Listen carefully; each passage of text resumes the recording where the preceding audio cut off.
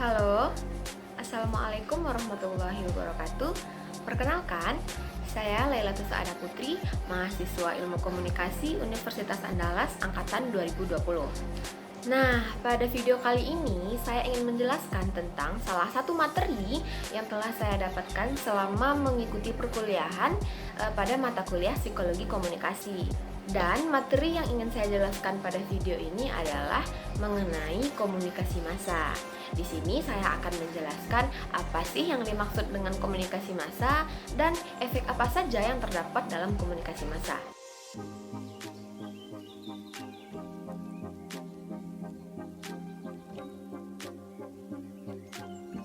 Komunikasi massa secara bahasa dapat kita artikan sebagai suatu proses penyampaian pesan melalui media. Karena itu dapat kita pahami bahwa komunikasi massa tidak dapat dipisahkan atau sangat erat kaitannya dengan media. Karena media sendiri merupakan inti dari komunikasi massa yang efektif. Secara lebih jelasnya lagi, komunikasi massa dapat didefinisikan sebagai suatu proses komunikasi yang berlangsung di mana pesannya dikirim melalui sumber yang melembaga kepada khalayak dan bersifat massal, melalui alat-alat yang bersifat mekanis seperti radio, televisi, surat kabar, dan juga film. Komunikasi massa merupakan salah satu dari komunikasi yang memiliki perbedaan yang signifikan dengan bentuk komunikasi yang lain.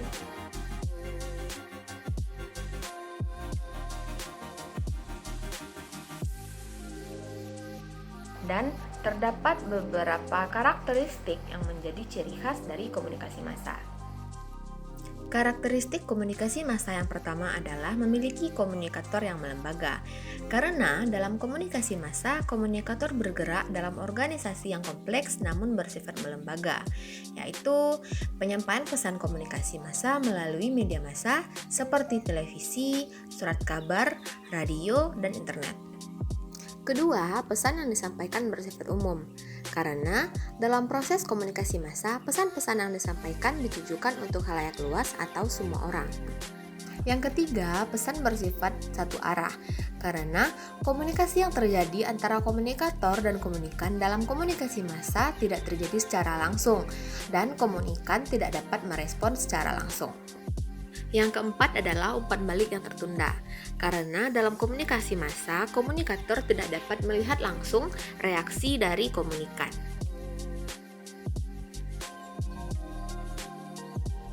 Kemudian terdapat beberapa elemen dalam komunikasi massa.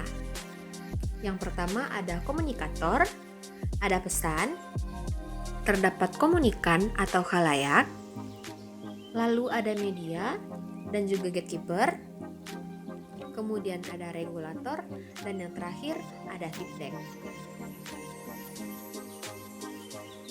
Lalu, apa saja jenis-jenis komunikasi massa? Well, terdapat 4 jenis komunikasi massa. Yang pertama adalah iklan atau advertising, yang kedua adalah jurnalisme, yang ketiga hubungan masyarakat atau humas, dan yang terakhir adalah media sosial. Dalam setiap proses komunikasi tentu ada efek yang dihasilkan.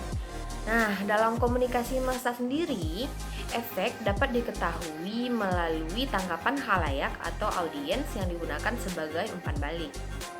Jadi, di sini dapat kita simpulkan bahwa umpan balik dapat kita jadikan sebagai sarana untuk mengetahui efek.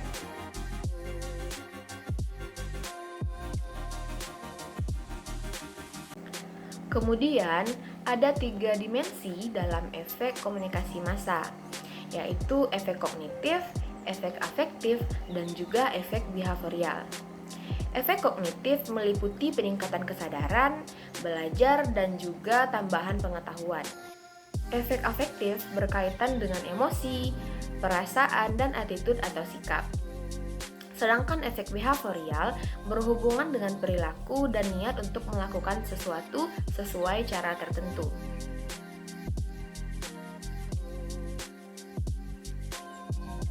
Pertama, kita akan membahas mengenai efek kognitif dari komunikasi massa. Efek kognitif sendiri terjadi apabila terdapat perubahan terhadap apa yang dipahami, diketahui, dan dipersepsikan oleh khalayak.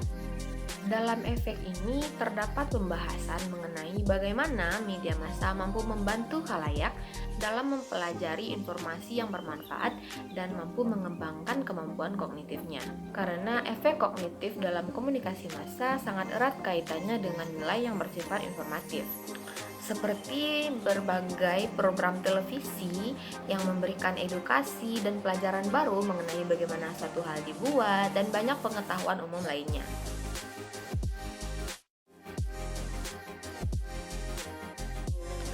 Kedua, efek afektif, di mana komunikasi massa tidak hanya bertujuan untuk memberikan informasi kepada khalayak, namun juga mengharapkan khalayak untuk ikut serta merasakan perasaan sedih, perasaan gembira, perasaan haru, ataupun perasaan marah.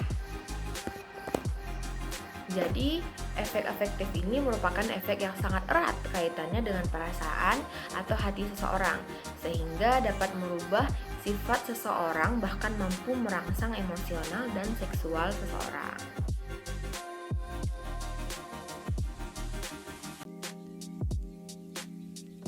Terdapat beberapa faktor yang mempengaruhi terjadinya efek afektif komunikasi massa, yaitu pembentukan dan perubahan sikap, rangsangan emosional, dan rangsangan seksual.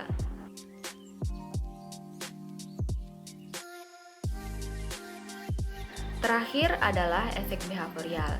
Efek ini merupakan akibat yang ditimbulkan komunikasi massa pada diri khalayak dalam bentuk perilaku, tindakan, ataupun kegiatan yang tampak pada kehidupan sehari-hari. Seperti adanya berbagai acara kesejahteraan keluarga di televisi dapat menjadikan para ibu rumah tangga yang merupakan penonton mendapatkan berbagai kemampuan baru dari tayangan yang mereka tonton. Jadi, berdasarkan semua penjelasan saya tadi mengenai efek komunikasi massa, dapat kita lihat bagaimana media sebagai sarana komunikasi massa dapat memberi pengaruh kepada kita. Mulai dari segi pengetahuan, perasaan, bahkan hingga perilaku.